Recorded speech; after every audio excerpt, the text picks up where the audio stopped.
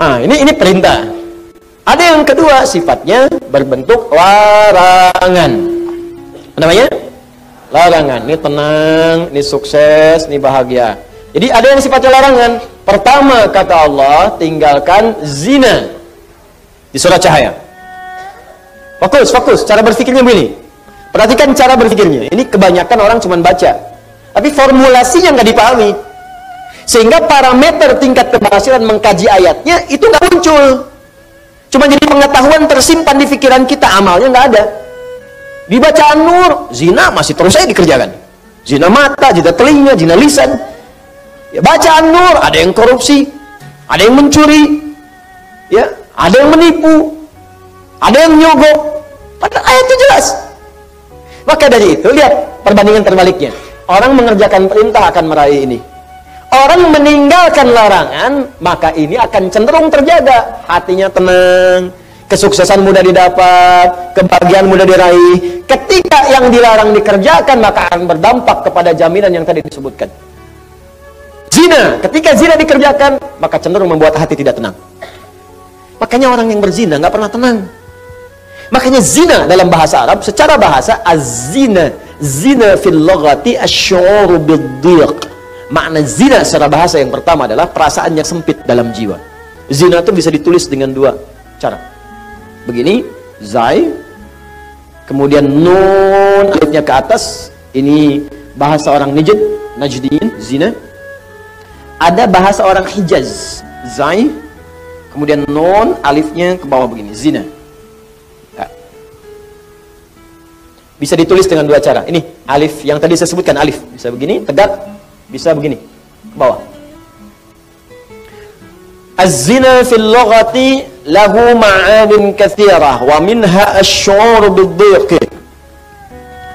Zina secara bahasa memiliki banyak arti. Di antara makna yang paling populer, yang pertama adalah perasaan yang sempit di dalam hati.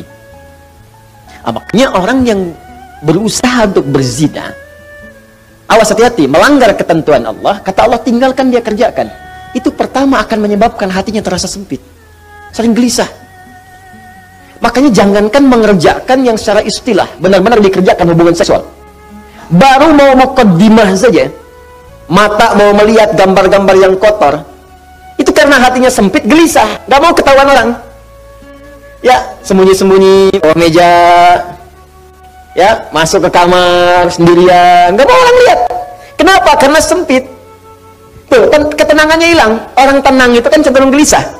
Orang yang tidak tenang cenderung gelisah. Ya kalau orang tenang tuh biasa aja. Lagi baca handphone, mau lihat, gak apa-apa, silahkan. Ya, berkata-kata, dengar, gak ada masalah. Tapi ketika ada orang berbuat hal yang dilarang tadi, berkata-kata gak mau kedengaran orang. Makanya transaksinya tertutup. Pakai kode-kode. Ya, di mana roti bisa ditemukan? Roti. Hah? Kijang satu. Kijang. Hewan yang disalahkan. Dicek. Makanya kata-katanya cenderung diarahkan kepada yang lain. Kupu-kupu malam, kupu-kupu. Tuh. Buaya darat, buaya aja nggak ada yang begitu. Ya, coba lihat kehidupan buaya. Iya, ada buaya yang berzina. Ya, buaya memang hidupnya begitu. Ya, yang terbayangkan. Jadi saya mau katakan, orang yang melanggar ketentuan ini pasti hatinya gelisah. Suami yang mencoba, pria yang mencoba kemudian bergaul di luar hal yang dibenarkan dan mencoba untuk berzina, pasti akan gelisah hidupnya. Puncaknya apa? Kesuksesan akan berpengaruh. Betapa banyak karir hancur gara-gara kemudian perbuatan ini. Ya, betapa banyak kebahagiaan hilang, hancur rumah tangga, berpisah kemudian, anak-anak kemudian jadi terlantar. Makanya mikir dulu, kalau ada orang sudah berumah tangga, ada anak, berpikir untuk berbuat yang ini, mikir anak-anak Anda, kasihan. Anda tega kemudian dia diolok-olok di sekolahnya. Bapak kamu pezina ya? Ibu kamu selingkuh ya? Anak Anda mau berbicara seperti apa? Dia masih kecil. Butuh perhatian yang dalam. Makanya orang yang berbuat hal yang seperti ini, pasti pertama akan terganggu kemudian ketenangan jiwanya. Kesuksesannya akan berpengaruh. Kebahagiaannya akan sirna. Dan yang paling dahsyat adalah, biasanya, ini akan fatal. Berpengaruh kepada kecerdasan dan yang lainnya. Ya. Bisa kecerdasan kepada otaknya, intelektual, bisa kecerdasan pada emosinya, Banyak kok Ustaz, orang yang zina pintar otaknya, tapi emosinya tidak ada. Untuk apa pintar otaknya kemudian emosi tidak terkendali? Banyak orang tak mampu mengendalikan emosinya sehingga kepintarannya menghasilkan mafsadat yang lebih luas lagi. Pintar bikin senjata digunakan untuk bunuh orang. Pintar pakai teknologi digunakan untuk menipu orang lain, merusak dan sebagainya.